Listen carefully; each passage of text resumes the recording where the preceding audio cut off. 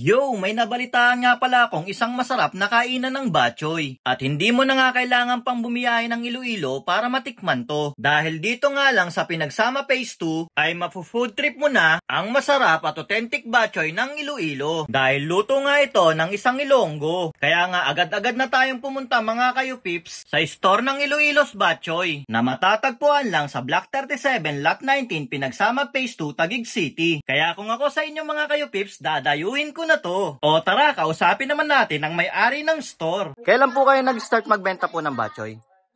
Last year, October. October po ng last year po. Yes. Paano nyo po sir pala na-master yung pagluluto ng batchoy? Dati po ba kayong kusinero?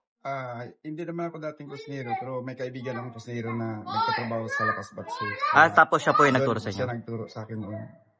Taga saan po siya? Taga Iloilo din. Galing po talagang Iloilo. Opo. Kayo po taga Iloilo po kayo? Yes, sir.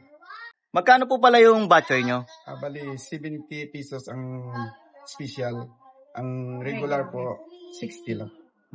Anong oras po nag-open yung store nyo pala? From 8 a.m. to 8 p.m. Depende kung marami pang sabaw, open pa po. Pero sometimes kasi, pag maraming tao, talaga hindi naabot na ng 8 p.m. Marami na rin po nakain? Yes, ang dami po.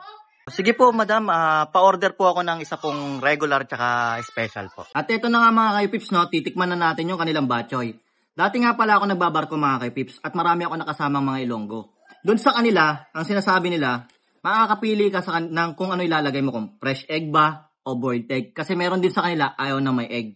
So, etong batchoy nila, nagkakaalaman to sa sabaw.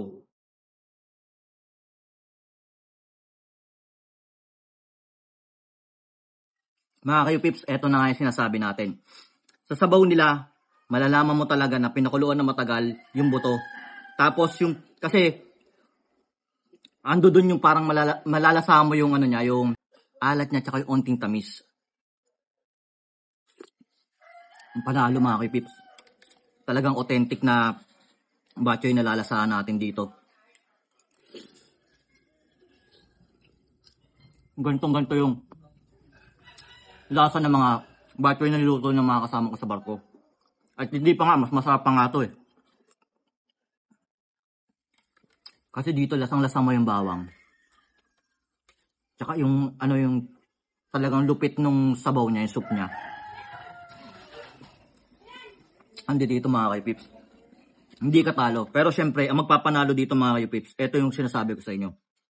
Masarap to sa fresh egg. Dahil dito, sabayan mo na sabaw. Saka mo higupin to. Yan o, nadudurog. Yung naghahalong sabaw ng fresh egg. Ito yung dilaw niya. Doon talaga papasok talaga yung lasa. Ito yan sa natutunan ko sa kanila. Pag naluan na sila ng fresh egg, higupin mo kasama yung dilaw. Panalo yung lasa. Dito, sa halagang 70 pesos, dito sa special nila, naku po, hindi ka namang hinayang. Saka, kitang-kita nyo naman mga kayo pips, kung gaano kadami laman.